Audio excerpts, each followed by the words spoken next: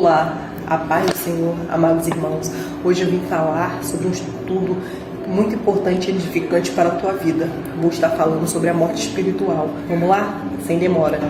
No conceito do Evangelho e da doutrina cristã, a morte espiritual revela-se a um estado de separação entre o ser humano e Deus. Então sabemos que separa o ser humano de Deus, resultante do pecado, resultado do pecado e da reprovação espiritual, e é frequentemente associada à perda de comunhão com Deus, que é a fonte da vida espiritual. Então, para mim ter vida espiritual ativa, eu preciso ter comunhão com Deus, e isso só conseguimos através do jejum, oração e aos cultos, e buscar sempre a presença de Deus.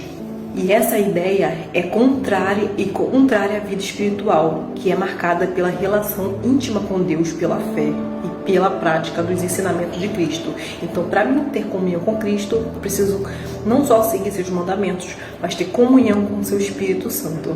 A morte espiritual pode ser entendida, por exemplo, através do conceito de que o pecado afasta a pessoa e mata, leva a uma morte espiritual. Segundo Romanos 6:23, porque o pagamento do pecado é a morte. Então sabemos que é a morte espiritual. Precisamos ter interpretação de texto. E a morte leva à morte, o pecado leva à morte espiritual. Contudo, a mensagem do Evangelho também enfatiza a possibilidade de regeneração e restauração através da fé em Jesus Cristo. A conversão, que é o arrependimento, e a aceitação de Cristo como Salvador é vista como um meio de ressuscitar espiritualmente, restaurando a relação com Deus e permitindo uma nova vida em Cristo. Então, se eu aceito Cristo como único e suficiente Salvador, creio nos seus mandamentos, sigo seus caminhos, eu vou ter uma vida espiritual restaurada. Dessa forma, a morte espiritual é um tema que enfatiza a necessidade de transformação e reconciliação. Então, eu preciso me reconciliar com o Pai. Ele morreu por todos, mas só seremos salvos se aceitarmos Ele como único e suficiente Salvador. Sempre com a esperança de que, através de Jesus, todos podem experimentar a vida plena que Ele oferece. Então, em Jesus Cristo temos a vida plena de alegria, plena de paz, plena de gozo, assim como está escrito em Gálatas. A morte espiritual, abre-se um parente, definição e consequência.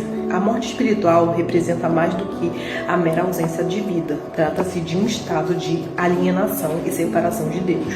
Quando a Bíblia fala de morte espiritual, geralmente refere-se a separação de Deus. Separação, o pecado cria uma barreira entre o humano e Deus, então separa. Acabamos não tendo comunhão com Deus, não sentimos Deus, não tocamos a Deus com as nossas orações e ficamos separados porque estamos com morte espiritual. Então separa de Deus, e essa separação é a essência da morte espiritual.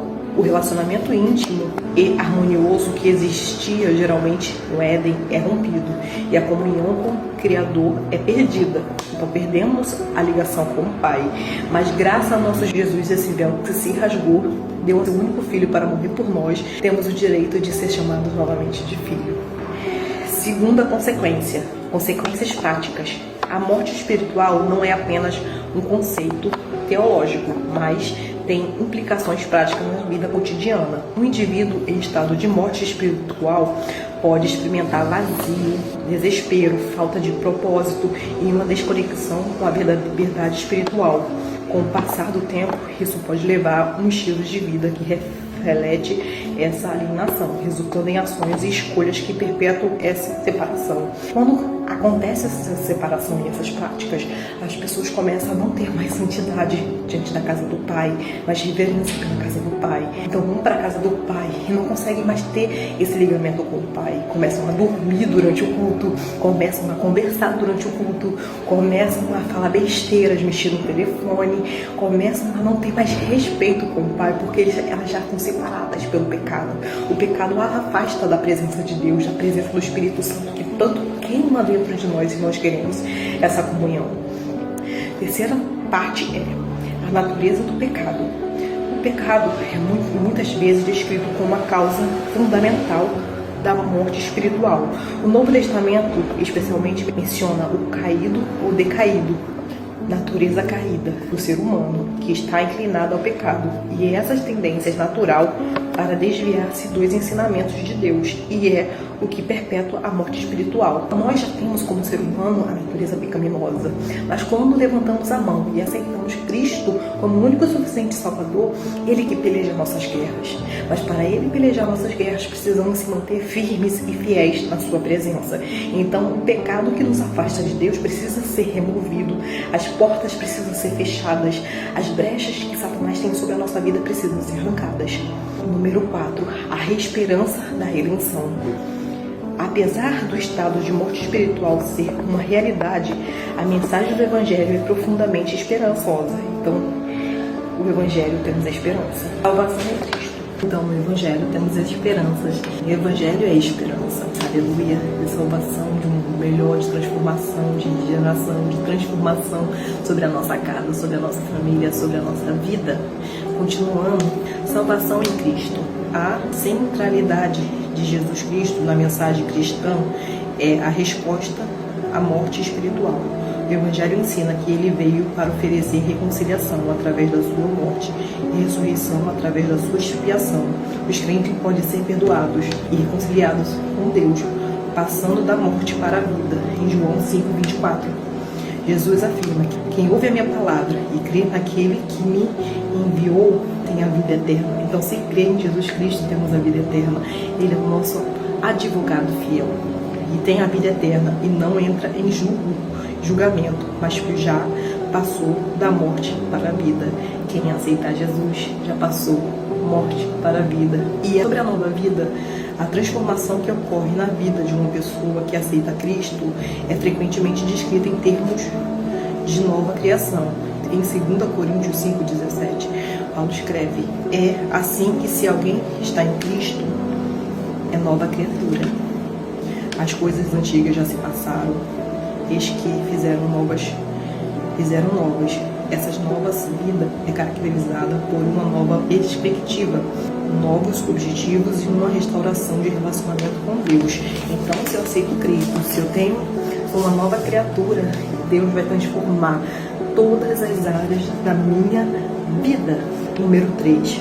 Crescimento espiritual.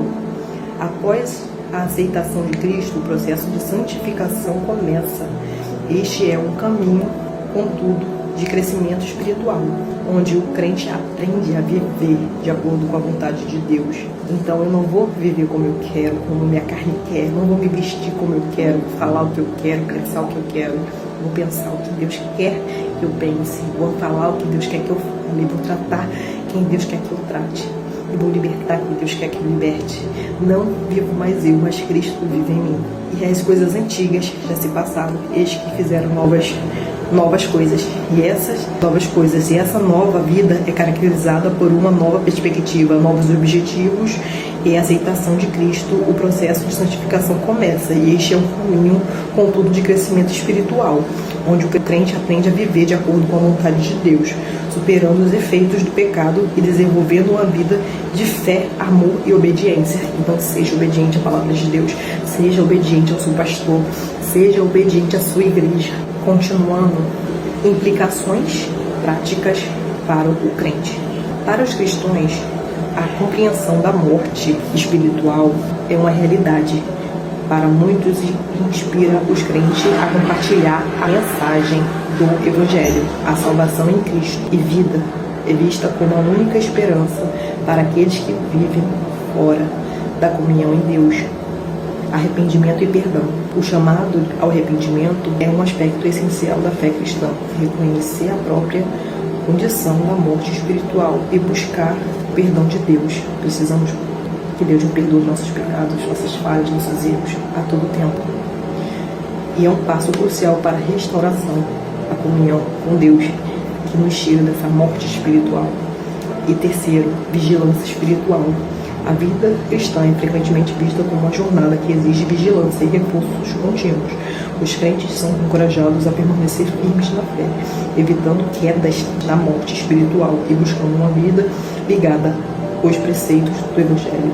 Eu preciso buscar santidade, eu preciso buscar reverência, eu preciso buscar avivamento para que a minha carne e o meu espírito não entrem em conflito e eu venha morrer espiritualmente.